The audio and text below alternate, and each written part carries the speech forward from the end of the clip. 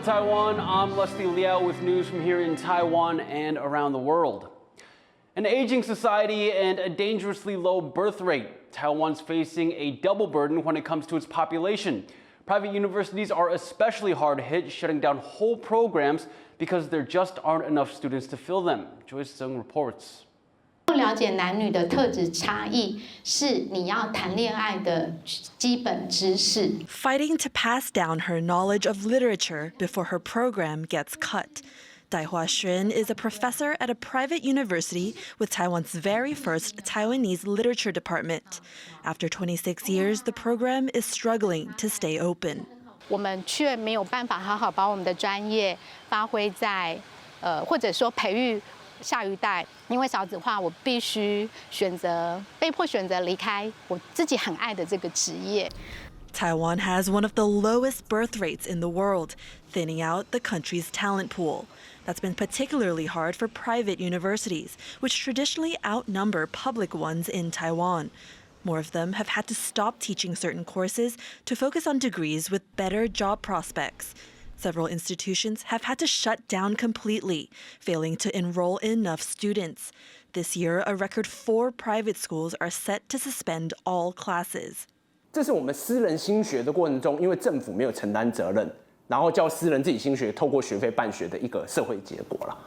Adjusting tuition fees hasn't been enough to survive such dire student numbers. Since 2019, the number of college freshmen in Taiwan shrank from over 230,000 to barely 190,000, and officials expect this to drop even more. The first courses to be slashed have been disciplines like literature, making some of its few students left even more motivated to protect it. 因为我写东西，我可能就是会写东西，写文章，帮这个系留个记录。毕竟我对它其实是有一定程度的感情。If Taiwan can't boost its birth rates, private universities will have to push more technical classes that meet market demand to stay afloat.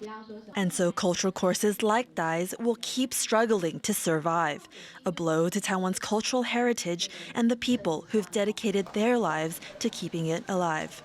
Scott Huang and Joyce Zhen for TaiwanPlus.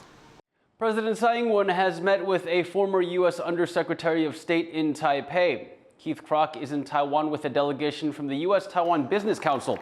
He and Tsai both spoke about deepening cooperation between their two countries and a landmark trade initiative signed last year. Tsai also recognized a bill just passed by a committee in the U.S. House of Representatives. The bill includes language on avoiding double taxation for Taiwan. Croc is a vocal Taiwan supporter. In September 2020, he became the highest-level State Department official to visit Taiwan since the U.S. broke official ties in 1979. Winter weather is boosting Taiwan's renewable energy capacity as electricity generated by wind has reached a record high. Wind power exceeded 2 gigawatts over 1 hour on Monday, enough to power almost 200,000 houses for a day. A strong northeasterly cold front has sent temperatures falling across Taiwan, but it's also been powering the country's wind turbines. Taiwan is rapidly expanding renewable energy to meet international climate targets and reduce its reliance on fossil fuels.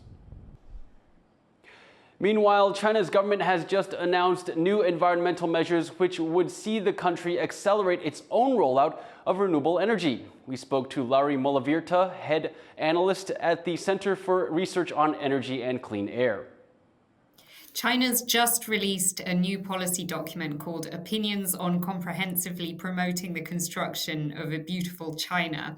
Why is this announcement significant and what is new? For sure. So opinions from the Central Committee of the Communist Party are the first step in preparing new detailed policy plans. So the fact that they felt like they wanted to put out one on Beautiful China, which is the catch-all slogan for environmental and climate goals, means that there's some momentum to move forward. And there are some significant goals in the paper. So one important thing is that even after the very impressive acceleration that we've seen in clean energy deployment, especially solar in China last year, they were still calling for speeding up the energy transition. So that's significant. And they set a new goal of achieving progress by 2027, which means that we can expect more detailed policies from the central government and from provinces to make things happen by that year. China is the world's biggest emitter of carbon dioxide, but its emissions could start declining next year. How much will these updated measures help accelerate China's emissions decline? Very impressive acceleration of clean energy started from the 2020 announcement of targeting carbon neutrality by 2060. So these kinds of high-level signals do matter to an extent. For the next couple of years, I would argue that the speed of the transition is pretty much locked in. Having these new targets is incredibly important because before this policy and still at the moment, China has this goal of peaking CO2 emissions before 2030, but that still leaves a 5-year period where emissions could, in principle, increase, whereas the current rate of clean energy additions is so large that emissions could start falling already this year. What impact could the measures from this policy document have on Taiwan, if any? The most obvious impact on Taiwan will be that if these goals of improving air quality and reducing air pollutant emissions are realized, then that will, of course, reduce the amount of pollution that is drifting over to Taiwan and thereby make it easier to improve air quality in Taiwan as well. So that's something that potentially everyone can notice just walking on the street.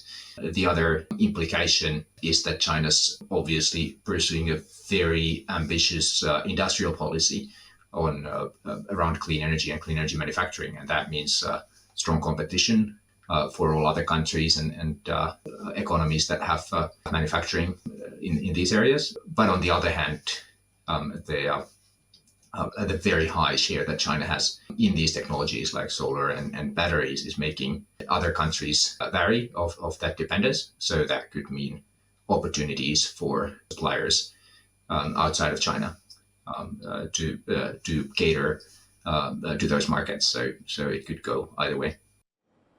That was Lauri Molavirta speaking with our reporter Sally Jensen. Dozens of people are dead in Taiwan after a cold snap sent temperatures plunging across the country. Health authorities say 92 people suffered cardiac arrest in Taiwan on Monday, up about 20 cases from the days before the cold front hit. Officials say more investigation is needed to see if these cases were directly caused by the cold. They are also warning of potential carbon monoxide poisoning caused by heaters and coal burning. Meanwhile, zoos around the country are working hard to make sure their animals stay warm while the cold front lingers. Eric Liao has the story. Bobby, the Formosan black bear, is enjoying the cold weather. These bears are typically found up in the high mountains, so the current frigid air gripping Taiwan suits him just fine. But not all the animals here in Kaohsiung Sosan Zoo can say the same. They need more help to cope with the cold. 帮他们加保温灯，然后还有会装布幕帮他们挡风，然后一些室内宿舍比较怕冷的，我们会收进去。 Some blankets may be enough to keep animals like these orangutans warm, but other critters, like these tortoises, need special attention. 像冷血动物，它们就会随着那个环境温度，它们的体温会有升降。那所以我们都会特别注意到这些的爬虫，特别是爬虫类。然后我们就会特别交代同仁说，像这种温差比较大的时候，要特别注意一下那个动物的它的活动状况。